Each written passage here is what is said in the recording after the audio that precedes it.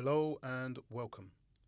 Today I want to speak about something that I think every working black professional in the UK needs to be taking a look at, and that's BAME.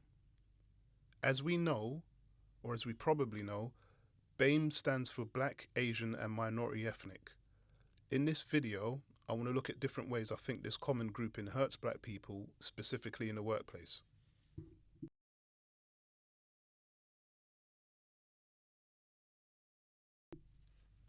From the bit of digging that I done, I found it hard to pinpoint a particular individual, group, or body as its inventors. But needless to say, the term itself came about in the 90s as a way to describe people who didn't identify as white. Its main rationale, according to them, was to promote inclusivity, raise awareness of the experiences and challenges faced by non-white groups, and to simplify data collection so as to categorize minorities in order to track trends. Yeah, so when I say according to them, back in March 2021, gov.uk published a report titled The Report of the Commission on Race and Ethnic Disparities. I'll link to that somewhere. This report aimed to examine the causes of racial disparities in the UK and made a bunch of recommendations to address them. I would definitely recommend that every UK black person that's, 25 plus, go read it for yourself. It is quite long-winded in parts, but it is a real eye-opener. A lot of times, these sort of discussions go on without us as black people, and we end up being totally unaware of their findings and outcomes. These outcomes often find their way into common law and legislation, so getting us a bit more familiar with certain ideas and agendas, ideologies, whatever it might be, can only be a good thing for us in the long run. My feeling of the report was that it actually started off in good faith. But by the time I got to the end of it, I just felt like, yeah, I've heard all of this before. I say that because they were really pushing the idea that systematic racism in the UK doesn't exist. It did admit that there were disparities, but it blamed those really on socio-economic factors and individual choices. It placed a lot of emphasis on individual agency and responsibility, which in itself was very hard to read. By no means am I saying that we, as black people, shouldn't be accountable for our actions. I know that. We know that, for the most part. But the total disregard for a lot of unique challenges imposed on us as black people had me feeling a certain way. Anyway, that is just my opinion. Like I said before, I'd urge you to go read it for yourself and maybe put your thoughts in the comments or something. I'd be interested to know what other people's take on it is. Moving on from that, I want to look specifically at what BAME looks like for us, being the B in BAME. This is a very interesting thing for me because I'd be quite surprised if not every other black person in the UK feels like this. I only actually hear BAME in relation to employment. Outside of the workplace, I can categorically say I've never noticed any common association with the B's, the A's, the M's or the E's, and I've never ever heard this phraseology outside of work. To be quite honest, if we're going to keep it real, we know, as black people in this country, that these other groups in BAME, excluding the B's, they don't want nothing to do with us if it doesn't involve us patronising their businesses. From my own personal experience, as a person who's worked and lived up and down the UK, the most blatant outright racism I have experienced has come from actually other non-white groups. I think it's something that doesn't get talked about a lot, but there's a lot of anti-black sentiment that comes from these other non-white English groups. And as a matter of fact, not to digress, but it's important for us as black people, not just in the UK, but globally, for us to start using the term anti-black sentiment or anti-black hate or anti-black, whatever it is, but we need to put that anti-black in there when speaking on discrimination that we actually face, instead of just using the generic racism label, which, in my opinion, has just been hijacked, right? And, that's probably a video for another day, perhaps. But, when I talk about some of the most blatant racism that I've experienced being from other groups, I can give you an example, because people might hear this and think that's a bit crazy, but I'll give you an example, right? You might, for example, 10, 15 of you, New Year's, you're trying to get into a club, bouncer's not letting you in. It doesn't even have to be New Year's. Wherever it is, you go to West End, you're trying to get into a club, you and your mates, you're all black, bouncer's not letting you in. You know the deal. You know why they're not letting you in. But they'll look for an excuse. One of you's got trainers, one of you ain't got the right shirt on, whatever. And you know where we come from. If one of us can't get in, none of us are going to go in, right? So we just all take the L. But can you, the same with restaurants, for example, you might try and get into a place, sometimes they just don't want us in these venues. But be honest with you, when do you ever hear these establishments turn around to you and say to you, look, you can't come in here because of the colour of your skin? That's never happened to me from a white establishment. I can say to you that I have experienced in religious institutions, educational institutions, recreational institutions run by other non-groups that are part of BAME, I've been places where they've actually said, hey, listen, you guys are black, you can't come in here. Or words to that effect. Certain times situations have kicked off as on the back of that. But I've heard that a few times. I'm not going to say I hear it all the time, but that's happened a few times. You start going up north, you start going in these places like Leicester and the Birminghams and these places where there's a lot of, let's just keep it real. Let's just say maybe people from the South Asian descent, they will quite openly tell you that you're not actually welcome there on the colour of your skin. And I've never heard that from the indigenous, if you want to call them that, white groups and their establishments. That's just my own personal opinion. Again, I would like to hear other people's opinions on that. In my opinion, these other non-black minorities are quick to associate themselves with the label of BAME only in employment, as they know that being able to check a box, as it were, helps them, whether it be getting the job in the first place or being able to get a promotion later down the line.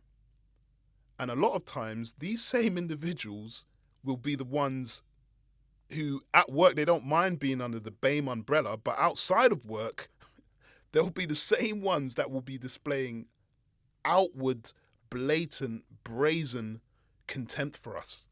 But again, this is just my opinion. At the start, I mentioned why BAME was created, and I used the phrase according to them.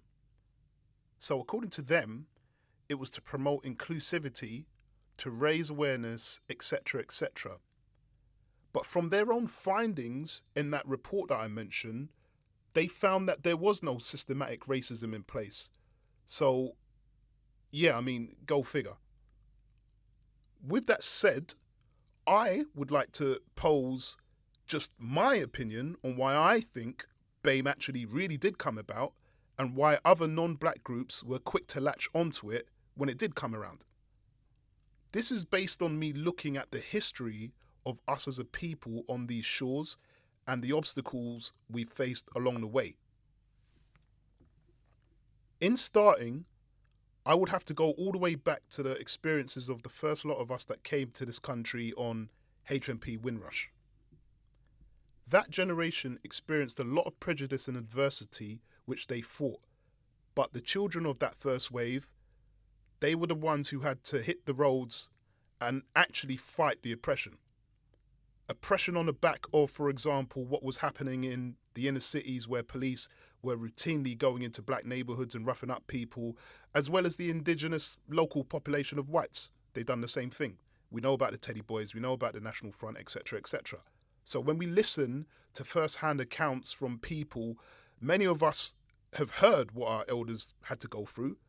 They saw it as standing up to injustice. So we know what happened post Mark Duggan being executed, and that's in our recent timeline, RIP to him. We saw how the youth mobilized themselves. We can talk about looting, we can talk about all of this stuff. Ultimately, what they said was enough is enough, and they hit the streets, they hit the roads, and they did what they done. That wasn't the first time. The earlier generations have been doing that. And on the back of such actions, where people just ultimately just say enough is enough, comes the realization by the powers that be that the voices that they're trying to not hear are going to have to be heard. So if we then take this back prior to the 90s, 70s and 80s, when those rights were kicking off, the powers that be understood that, look, we can't keep policing these problems. And there was a lot going on as well. Like, there's a lot of undocumented things that didn't make its way onto mainstream media because of the fear that it would have created in white society. A lot of these early blacks, specifically a lot of the Caribbean lot, and just to say as well, I'm not from a Caribbean background, if anyone thinks I'm flag waving or anything like that, but I have to be real. There came a point where they just said, look, enough is enough, and they just were dishing out what they were getting in return, and sometimes even worse. And a lot of that didn't actually get broadcast onto mainstream media because they didn't want to scare anyone. So as well as that, the financing, the policing, all of this kind of stuff, it costs money. When people are going up and down town centres and causing issues and tearing things up, it costs money to police. So the powers that be knew, look, we've got to come to the table with these people. We've got to throw them a bone somehow. We've got to calm these guys down. So, as I said, comes the realization by the powers that be that these voices are going to have to be heard. So now all of a sudden you start having conversations about inclusion and promises being made in order to calm the situation. So now a lot of young black disenfranchised people were able to voice their concerns over lack of employment opportunities, discrimination, etc., etc. A very important thing to remember is that our elders were not exclusively the target for the racial hatred, but they were the sole group of people who were brave enough to stand up to it, matching violence with violence. So I want you to think of that again. The blacks, the early black Caribbeans, they were not the only people who were targeted. There were other groups in BAME that were also targeted. But when it came time to ride out, as it were, the only people that were really riding were the blacks. So just bear that in mind as I progress. This unruly behaviour, as it was called by the powers that be, was the sole reason, again, just in my opinion, why these round table discussions and change started to take place. And once that started happening, then almost by magic, all the A's and the M's and the E's, whoever they are, they start jumping in saying, yeah, me too. We're being racially abused. But in reality, where were the A's, the M's and the E's on the roads when it was actually time to fight for this equality? Where were they? When I look in these archives and I see these riots, where? Show me a non-black face in any of these. I don't see these guys anywhere. And again, when you speak to a lot of our elders, they'll tell you that the other groups, and at this time, it was more so, the A team. I don't know why I'm walking on eggshells around this, right? A lot of the A team, they weren't on it like that. A lot of our black elders actually tried to link up with these groups and said, look, we need to come together against these teddy boys, against the NF and whatever. They didn't want any parts of it at all. And a lot of times, I'm not going to say a lot of times, but I've heard this on a couple of occasions that sometimes those other groups actually went out of their way to prove to white society that they had no parts in what was being called the uprising at the time. That's what they were calling it, the uprising, the unruly behavior. They went out of their way to say to white society, look, this has got nothing to do with us. It's just those guys over there. They didn't want any smoke at all. But all of a sudden, when all was said and done, and the powers that be realised that their approach had to change, all of a sudden these folk came out the woodwork talking about, yeah, and me too. And knowing, or at least feeling that, for example, the A-team are more manageable, or at least they're less likely to revolt in the likelihood of them thinking they're experiencing injustice, they propped those guys and that group up over the black community. And we all know that. An example of other groups being more manageable and only complaining about their experiences after black people have made it safe to do so would be the case of Azim Rafiq. So Azim Rafiq was a cricketer playing for Yorkshire County Cricket Club for over a decade. Then in 2020, he came out talking about his quote-unquote ordeal where he experienced so much racism. And to be fair, actually, the quote-unquote ordeal isn't right. Some of what they was actually doing was actually really disgusting, to be said. So obviously he's in this cricket team. You know, these sports team, they have a lot of banter, etc., etc. But some of what they were doing was actually really disgusting. They were calling him all kinds of the P word, onion bargy, smelly, splashing him with alcohol, putting bacon in his shoes. Bearing in mind he's actually a Muslim, so you can see what's going on there. All horrible stuff. But he did take that and endure that for over 10 years. Then suddenly he comes out in 2020 speaking about this. Now, let's go back to 2020. Let's remember what was the most significant thing that happened that year. And it was the George Floyd uprising. Rest in peace to him. Our brother George Floyd was murdered in America. You saw what happened globally within black communities. You know, again, black people saying enough is enough, and the powers that be had to react to that, and they started taking notice and making vain attempts to rectify the situation. And then all of a sudden, when it looks like stuff might start getting dished out for us specifically as black people, all these other groups, including Mr. Rafiq, comes out and saying, oh yeah, this has been happening to me for 10 years.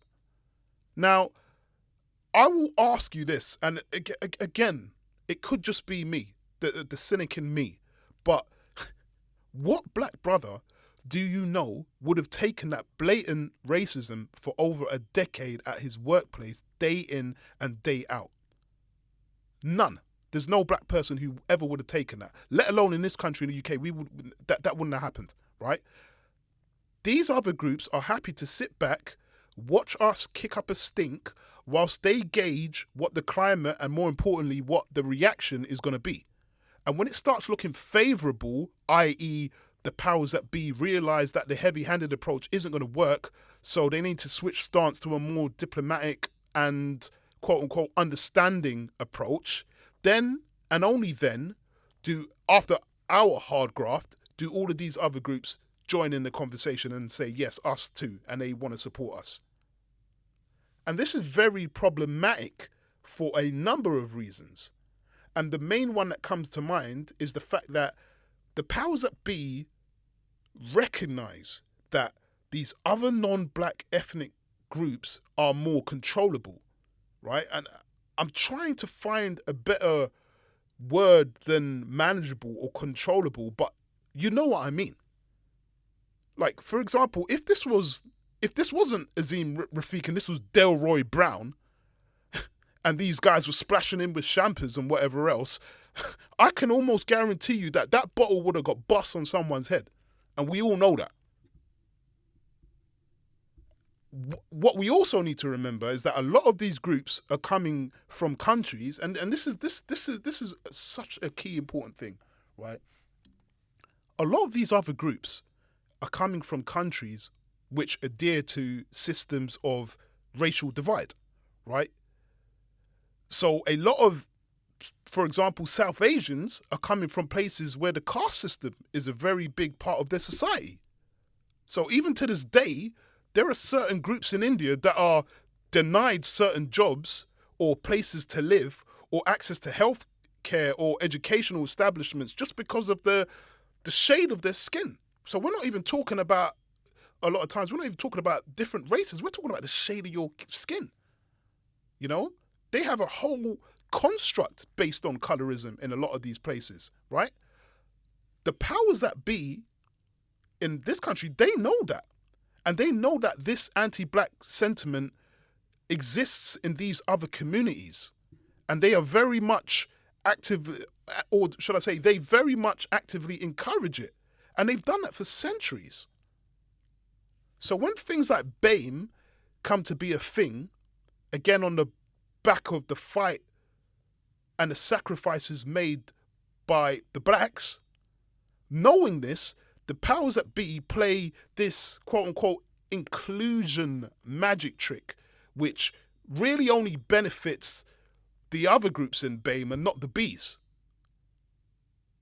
So if you're a working black professional, such as myself, especially if you're working corporate, again, such as myself, ask yourself, how many black managers have you actually had? So I would say, like, for me, myself, in nearly 20 years, I've never had one black manager in corporate, right?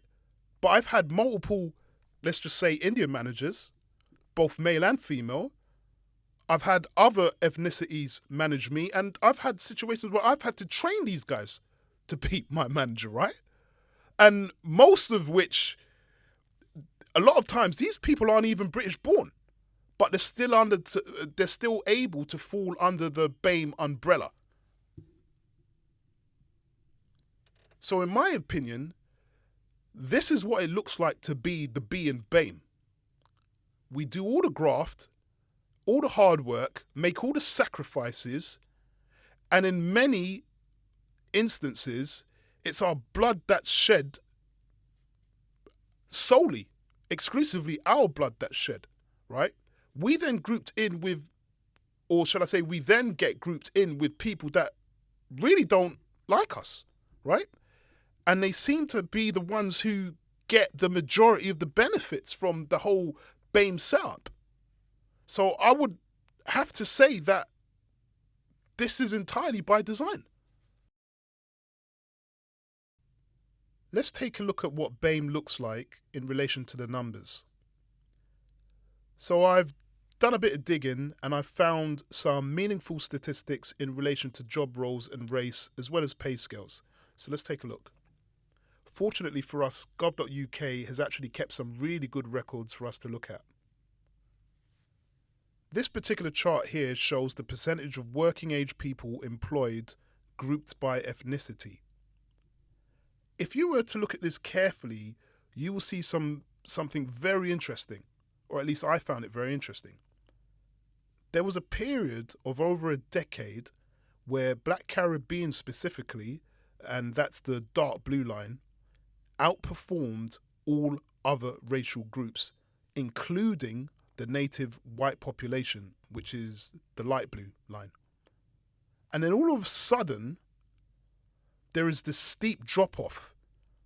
And although not starting from as high as the Black Caribbeans, you can see this similar steep drop-off within the Black African count, which is the yellow line. Simultaneous to that drop-off, we can see that since then, there has been a steady incline in employment numbers for both white and Indian populations. As I said, I thought that was very interesting to see. And again, in my opinion, it's clear evidence of social engineering. It's likely that maybe the powers that be started to worry about the progress of blacks, specifically Black Caribbeans, and what that might actually look like for the generations to come. But then, when I actually thought about it, if I take away the stereotypes of black people being lazy, etc., and go on what I've actually experienced both growing up and now, we black people have always been the backbone of this economy. I suspect that what we're looking at here is us as black people picking up a lot of the low-paying jobs that other groups don't want to do or in fact us really picking up the only opportunities available to us, which are those low-paying jobs. So if you remember, at the start of this, when giving my views on that report on disparity, I gave the opinion of it being the same old, same old. And this almost proves it. The report talks a lot about self-agency as if we as a people are choosing to be at the bottom. This clearly shows that given the opportunity, we are more than willing to work, and it also proves the point I made earlier about us being subject to specific engineered challenges. But let that report tell it, we are a people who are actually choosing to be at the bottom and not work. If you remember, back during the pandemic, there was this big thing about black people being more susceptible to the risk of catching you know what. But it was never really discussed as to why that is the case. And by that I mean, not to brag, but we know as black people, we are absolutely the pinnacle when it comes to physical prowess. We dominate in so many physical areas, sports, etc., and that goes without saying. So why was this an issue back during the pandemic? Why was this outreach for us to go and get the jab? And I would say it's because we are that foundation. We're on the front line. We're doing low-paid jobs that actually drive the economy, or at least provide the infrastructure of the country, creating a solid foundation for the rest of the country to build on. So essentially, we are the base of the pyramid. And when you actually look at a pyramid structure, the biggest part is the base. And I suspect that that's what we're looking at here in the numbers. And this is something that we as black people have never really been given credit for. And to be honest, specifically when we're looking at the black Caribbeans, and again, I am not of black Caribbean descent, I am not flag waving, but they've been given a really bad rep.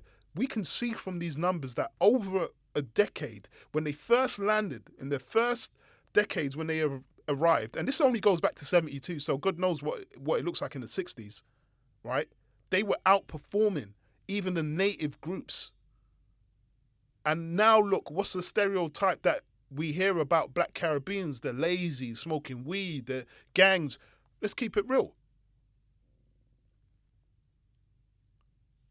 So contrary to popular belief, and given the facts, this shows us that we have very good representation all the way back to the 70s.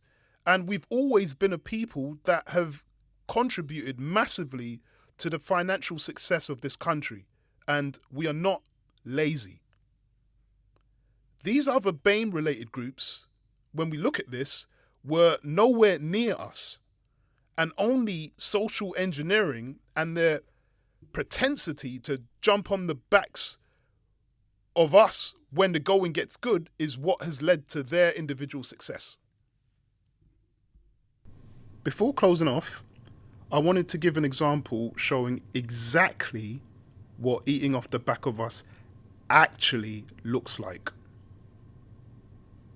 Pre-Brexit, so back in around 2018, the BBC reported how some European nationals were taking advantage of what happened during the Windrush scandal to get their indefinite leave to stay in the country. Bear with for a couple of minutes and just watch this. During and after the Brexit referendum campaign, EU nationals living in Britain were told they had nothing to fear. Vote Leave said they'd automatically be granted indefinite leave to stay in the UK. But it's not automatic, and not everyone feels they have absolute certainty. I fell for the hype. The Leave campaign said our rights would not be changed. So, no, I wasn't worried. My mum has already jumped through hoops and gone through an immigration system back in the 50s, she's done her bit. She shouldn't have to do that again.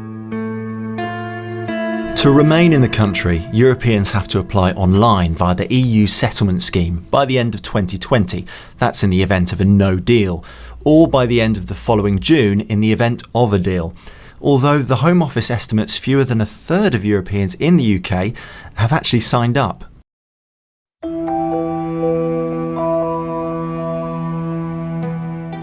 But this programme can exclusively reveal that nearly 800 EU nationals have found what they think is a much better alternative, getting indefinite leave to remain using the Windrush scheme. The scheme was set up off the back of the Windrush scandal, where changes to immigration law in 2012 meant around 500,000 people who came to the UK from Caribbean countries were asked for evidence to continue working, accessing services, or to even remain in the UK. Some were wrongly detained and deported. But this scheme is actually open to migrants of any nationality who arrived, or whose parents arrived, before 1989. The application is similar to the settlement scheme, but they are invited to the post office to provide fingerprints and an electronic signature. Unlike the settlement scheme, this route means they receive a biometrics ID card, physical proof of their indefinite leave to remain. Now, if you didn't get the play, let me break this fully down. Firstly, the introduction of the Windrush scheme was set up in May 2018 to specifically support members of the Windrush generation. Because if you remember, there were some from that generation who never got round to sorting out their paperwork. Not being funny, but they're probably a bit too busy working from looking at some of those numbers from earlier. But the same would have held true for a lot of their kids as well. So if you think about a parent who never got round to sorting out their paperwork, they probably didn't do the same for their children, unfortunately. So this scheme was set up retrospectively to address that. And by the way, that's the same HMP Windrush that made its voyage from Jamaica to London in 1948, not 2018, when this scheme was actually created. But when we actually look at these numbers, we can see that the people from Jamaica and Caribbean, the people who actually would have been on that ship, or at least descendants from people who actually made that initial voyage, they're not even at number one. So it's this group, the European Union combined, that have actually got the top spot. And then you've got rest of the world, I mean, God knows who they are, but everybody seems to be eating off what was specifically, and that word, I keep using it specifically because it's really important. It was specifically created for the Jamaicans and I guess the Caribbeans, Islanders. I don't know what the generic term is, but you know what I'm talking about. It was created for them retrospectively to address the issues from the past. And they're not even the ones who are making, they're not even the ones who are getting to benefit from this. Well, I mean, they're benefiting from it, but everybody else seems to be eating off this. And even the reporter himself, and I quote, actually said in that report, on the back of the Windrush scandal. So you can see for yourself, the government literally retrospectively created this loophole to allow these people to get in, even though in reality, they shouldn't be eligible for this. And bearing in mind, there is actually an official system for Europeans to apply for indefinite stay in the country, and that's called the EU settlement scheme. But it looks like the government just said, you know what, let's create this loophole as well to fast track European nationals that we want to keep in the country post-Brexit. I mean, honestly, just couldn't even make this up. None of those EU nationals would have descended from anybody aboard HMP Windrush back in 1948. You can just look at the pictures. I don't see anyone who looks like they're from Poland or whatever else, right? But they're able to take part in the scheme, and they are the number one beneficiaries of the scheme. So they're able to tick a box, get fully papered up, get ID'd up, and yet they're still complaining. For the most part, like I've just said, you should be able to look at these guys, these European nationals, and you could you'd be able to tell that they were never descendants from anyone who would have been aboard that vessel H&P Windrush back in 1948. So, wrapping up, I would like to ask the question, has BAME helped us as black people? The short answer to that is no. I think it's introduced a level of saturation, intentionally, I might add, which actually doesn't help us as black people in the slightest. The grouping of us with others who display open contempt for us, stemming from their own deep cultural beliefs, is extremely problematic and dangerous, not to mention intentional on the part of the powers that be.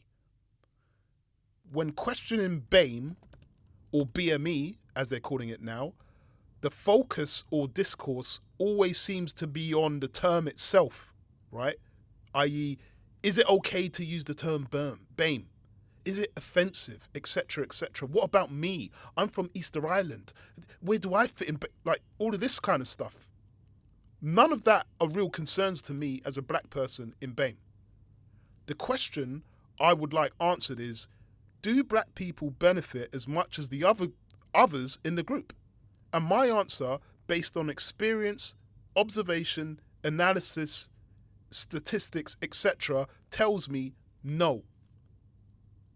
I'm hardly seeing any black managers or black people progressing in roles of seniority, especially if you're looking at middle management and upwards. We often tend to stagnate or plateau at entry mid-level positions for way longer than our A, M, and E, whoever they are, counterparts. We need to understand one main thing. We, as black people, are all we've got. We have no friends, and it's time to stop letting these other groups eat off our pain and struggle, because we really know that they don't mess with us like that. I'd like to thank you guys for listening in. This is actually my first video. It's just got to that point where I just feel like,